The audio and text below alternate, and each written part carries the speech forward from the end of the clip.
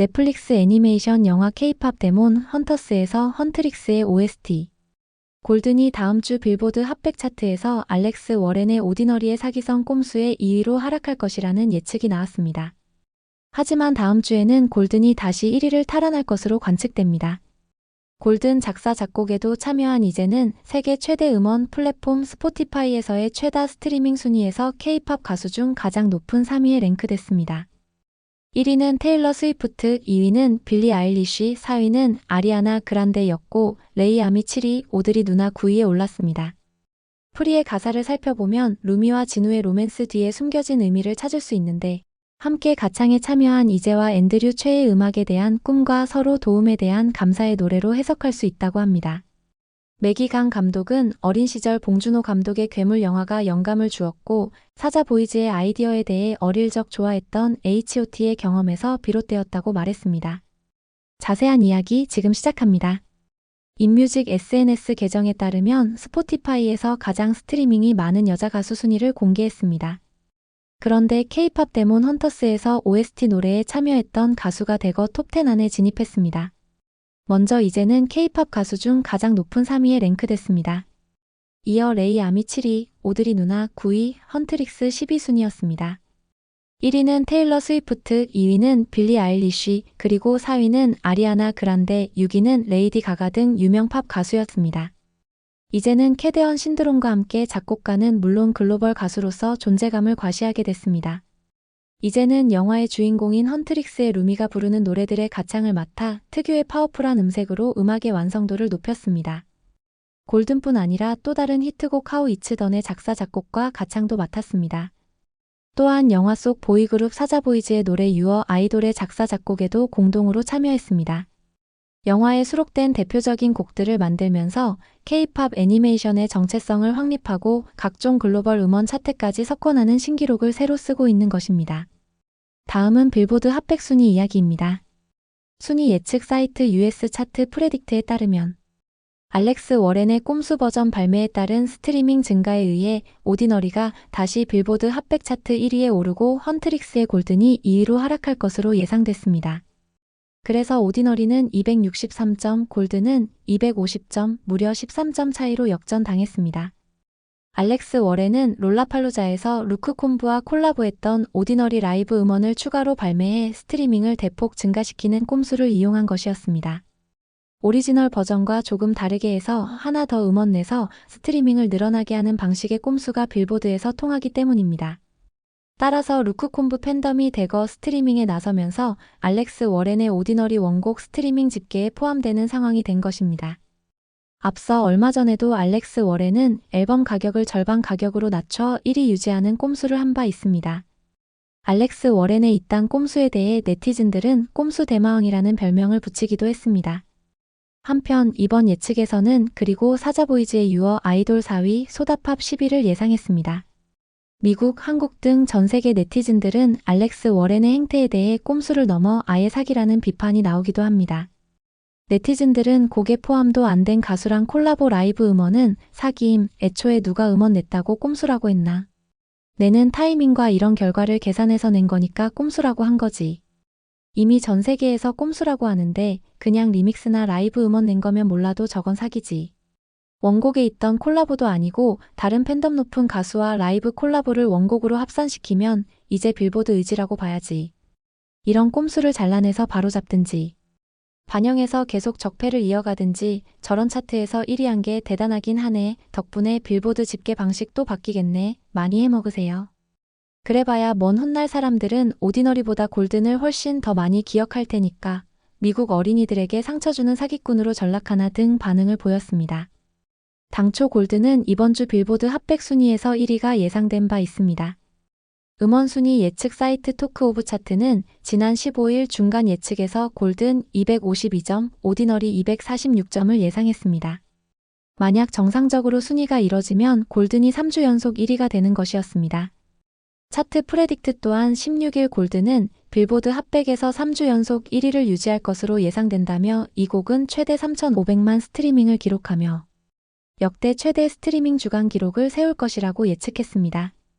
그러나 알렉스 워렌은 빌보드 핫백에서 다시 1위 탈환을 위해 사기성 꼼수를 이용함으로써 오히려 심각한 이미지 타격이 예상됩니다. 아울러 빌보드 차트 공신력에도 악영향이 예상됩니다. 빌보드 차트는 라디오 점수를 과대 계상하는 등 그간 문제점이 많이 지적돼 왔습니다. 일부 네티즌들은 빌보드 핫백 순위 1위보다 이제 캐대언을 통해 K-팝이 주류로서 글로벌 대중음악 시장을 주도하고 있다는데 큰 의미가 있다면서 일희일비하지 말자는 주장도 내놓고 있습니다. 다만 다음 주에는 일찌감치 1위를 예측하기도 합니다. US 차트 프레딕트는 헌트릭스의 골드는 8월 30일 빌보드 핫백 차트에서 1위를 차지할 것으로 예상된다며 초기 예측에서 10점 이상 차이로 앞선다고 전했습니다. 오디너리가 비정상적 꼼수를 했지만 잠시 반짝하고 급락하는 반면 진격의 골든이 다시 큰 차이를 벌리며 앞서는 것입니다. 다음은 이재와 앤드류 최 이야기입니다. 앤드류 최는 1980년 12월 부산광역시에서 태어났으며 5살이 되던 해 미국으로 이민을 떠났습니다. 매기강 감독이 5살 때 캐나다로 이민을 간 것과 비슷합니다.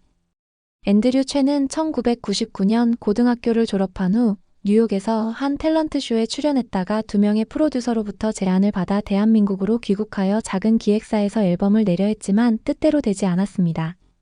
그는 2001년 다시 미국으로 돌아가 럿거스 대학교에 입학하여 음악이 아닌 심리학을 전공했습니다. 이후 웹 디자이너로 일하면서도 여전히 음악 활동을 하고 싶어 미국 음반사에 데모곡을 보내며 도전했지만 이때도 실패했다고 합니다. 앤드류는 2009년 다시 대한민국으로 귀국하여 2년간 대치동의 학원에서 영어 강사로 일하던 중 작곡가 김태성과 만나면서 작곡가로 활동하게 되었습니다. 그리고 2012년 서바이벌 오디션 K-팝 스타2에 참가했고 3위에 입상했습니다. 이어 앤드류는 김태성이 소개시켜준 테디 라일리라는 사람을 만나서 SM 작곡 크루에 들어갔다고 합니다. 그러다 앤드류는 교회에서 이재를 만났습니다. 당시 이재는 SM에서 10년간 연습생 생활을 했지만 아이돌 데뷔가 무산되면서 힘든 시절이었습니다. 앤드류는 이재에게 SM 작사 작곡 쪽에서 일할 수 있게 해주었고 이재의 첫 곡으로 레드벨벳의 사이코를 작곡할 수 있도록 도와주었습니다. 시간이 흘러서 업계에서 자리 잡은 이재는 K-팝 데몬 헌터스 프로젝트에 참가하게 되었습니다. 이재는 그간 작곡가 멘토였던 앤드류 최를 불러서 소다팝, 유어, 아이돌, 프리 데모 곡을 녹음했습니다. 특히 프리 노래는 루미 가창의 이재와 진우 가창의 앤드류 최가 듀엣으로 부르는 노래입니다. 이러한 노래는 정식 녹음으로 이어졌습니다.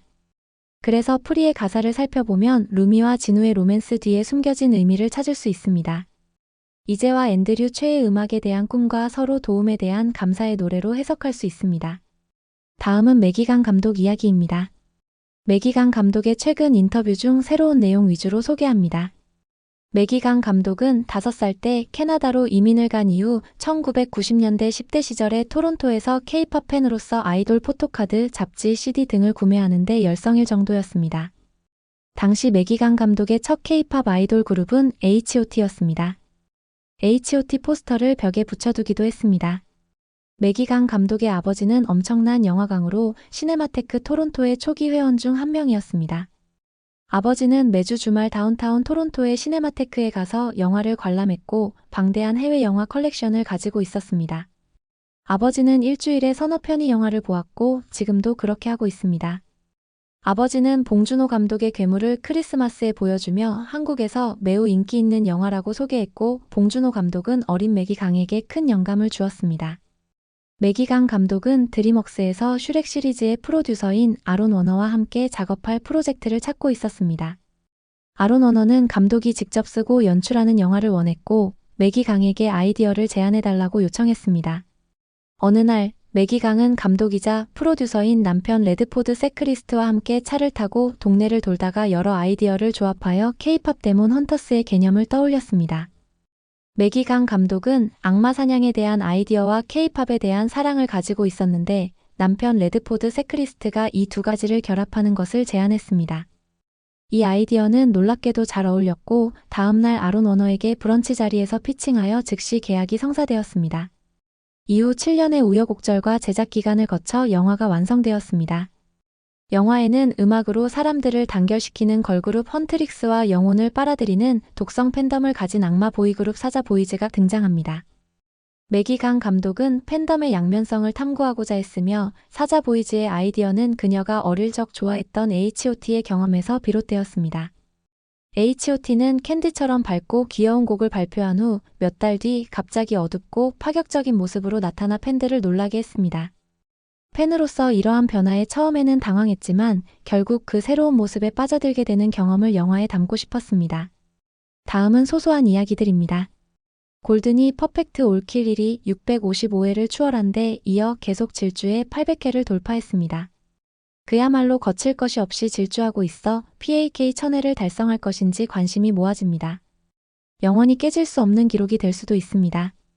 오드리 누나 그리고 이안 아이젠드라스 음악감독은 공교롭게도 똑같이 스포티파이 글로벌에서 톱10 중 5곡이 캐데언 OST 곡들이라는 SNS 글을 공유했습니다. 해당 글은 1위 골든, 4위 유어 아이돌, 5위 소다팝 등 5곡이 스포티파이 글로벌 순위 톱10에 진입한 내용이었습니다. 이번 주 멜론 차트에서 가장 인기 있는 K-팝에서 1위는 골든, 2위는 유어 아이돌이 차지했습니다. 캐데언 관심도 변화 추이를 살펴보면 최근 폭발적으로 나타나고 있어 앞으로도 글로벌 인기는 상당 기간 계속될 것으로 보입니다. 캐데언은 소니 픽처스가 IP 저작권을 포기한 유일한 작품이라는 분석입니다. 소니 픽처스 애니메이션이 제작하고 넷플릭스에서 배급한 작품은 총 3개입니다. 캐데언을 제외한 다른 2작품은 제작 완료한 후 코로나 때문에 극장 개봉이 불투명하여 어쩔 수 없이 배급권을 넘겼지만 IP는 넘기지 않았습니다.